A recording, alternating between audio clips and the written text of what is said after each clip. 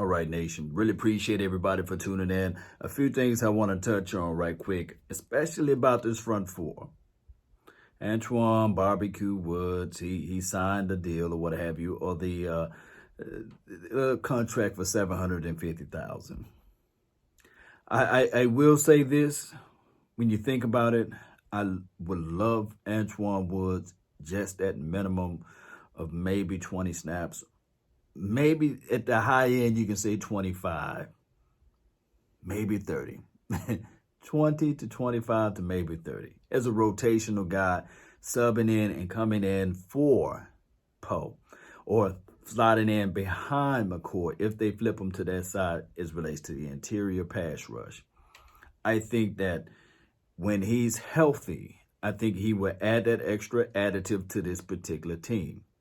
Now, not saying that the guy is trash or anything, but depth is everything. Depth purposes for this particular team is everything. Defense, since 2014, when we made it to the playoff, let us down. Of course, we can talk about the catch, no catch, until I'm Cowboys blue in the face. Or we can go to 2016. I think defense was a major issue there as well. We just couldn't put any pressure on Aaron, get down Rodgers, although everybody say he's a bad man. And of course, the aficionados had all of their hands into this thing as it relates to not calling holding on my dog, David Irvin. But that's a story of a different day, right?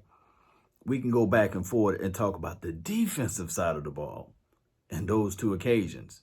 And if we had consistent pressure, maybe, just maybe, things would have changed. On top of that, fast forwarding, or rewinding from that point, but fast forwarding to 2018, defense. The reason why we won the playoff game, special teams stepped up in 2018 against the Seattle Seahawks.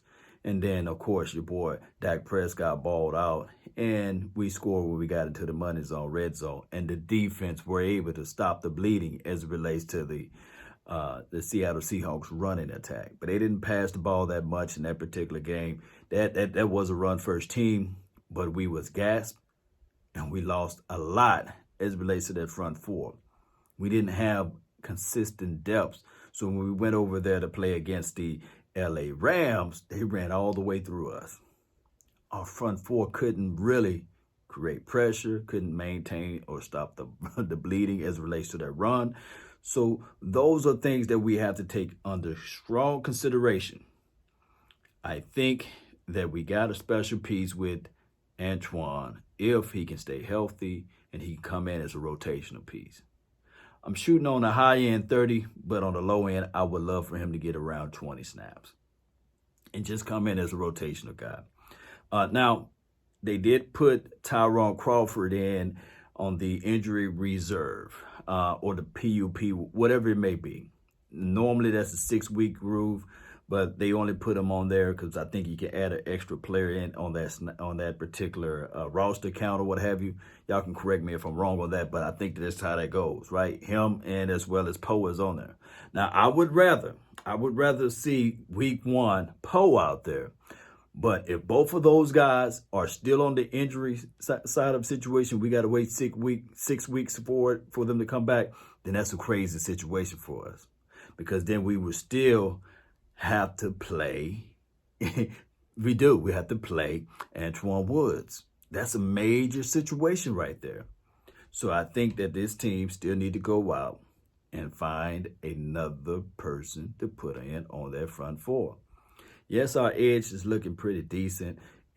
Only if Alden Smith can play, and only if Randy Gregory get reinstated. I heard stories and news and talk tracks of him submitting his paperwork, and they supposed to be overviewing or looking over everything. Shout out to my dog, KD Drummond, and as well as Patrick Walker with no C for putting that good information out there to give us those good information as it relates to Randy Gregory. Hopefully we will see him in a Cowboys uniform, or we get the good news any day now.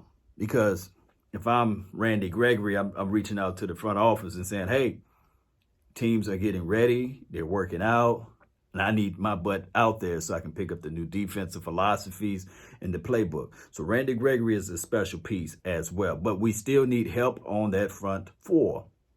by Poe and by Crawford not being able to really get things going could be a very detriment to this team. Now, like I said, Antwaun Woods is good only at limited snaps. We love what he brings to the table as it relates to that, but we don't want to see him at the table the full time because he has not been healthy for the complete year, if that makes any sense to everyone. So with that being said, who should we go out there and get? Who's out there on the market? Y'all got to help me out with this, because if not, I think we will have to pick up the phone and say, hey, Snacks, heard you like eating snacks. Are you opting in or are you opting out? Because we really need some help on that front four.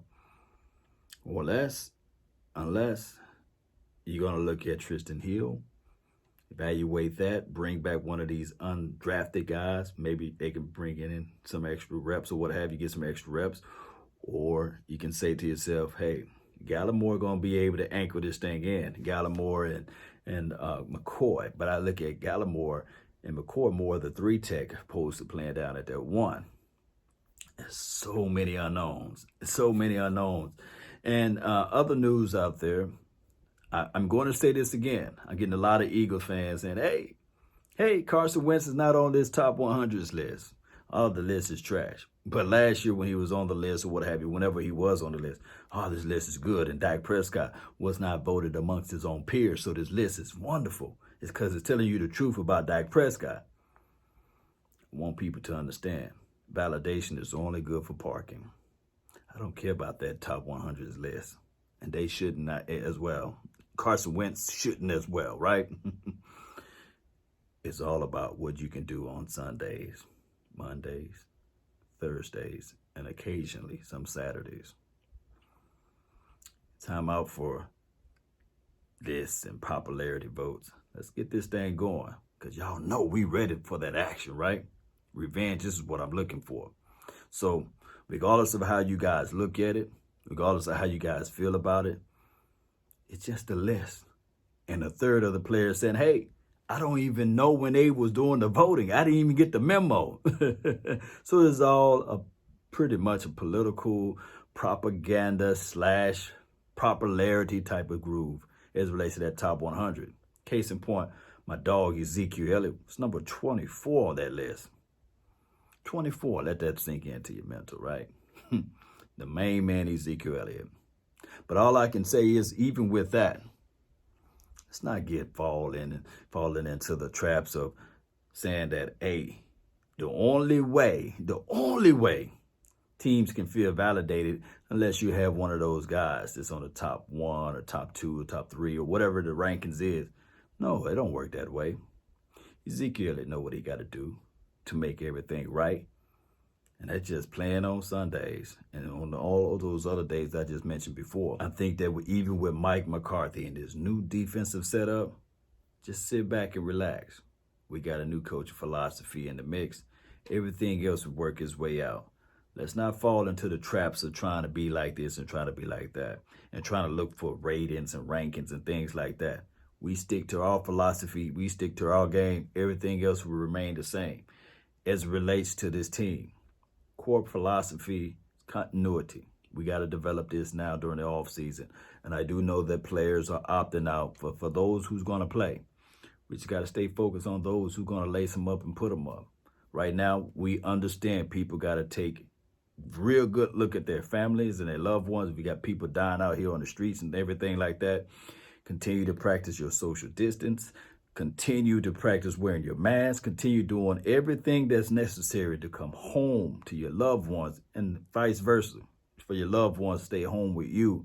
And let's just be wise with it. Let's not hold these players to such a high standard that, that they can't do this and they can't do that. No, just understand that life is bigger than football, right? It's much things to do or other things to do beyond football. And some of these people are scared. Some of these people are afraid. Some of these people just don't know. It's unsureties of their life and beyond. So what we got to do collectively as fans is respect their time, respect their space, and understand that not everybody come from the same household, right? So that is what I want to put out there as a message to everyone. With that being said, if you like this content, hit that like button, share this content. Tell a friend, neighbor, foe where to go when they want to tune in to Cowboy Sports Talk and beyond. My name is Law Nation, LAW Nation. Shout out to all of the beer gangs out there. We holding it down. We representing right. And shout out to my dog, Choice Bolton. I'm telling you, a new way to play dominoes. He got all of the great stuff out there. One of the guys that's been a heavy supporter of this channel. Hey, we say all money is not good money, but he got good money chips. So check him out on Instagram. The link should be in the description box. I really appreciate everybody for helping me out, helping me grow this thing. And let's go. Let's grow this thing too. That's been my time. I really thank you all for yours. And remember, you're listening to nothing but the best. Let's go.